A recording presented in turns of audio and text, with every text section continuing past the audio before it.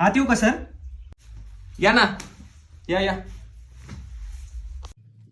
Sir, बसा sir.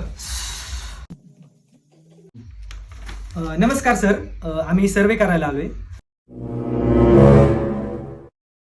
Sir, आम्हाला काही प्रश्नांची उत्तर द्या.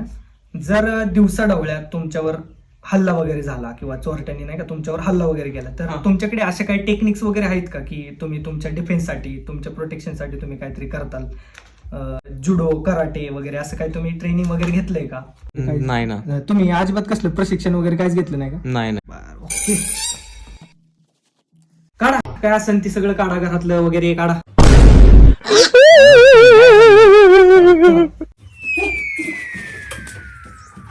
सैर भैर झालं सार आखटीत घड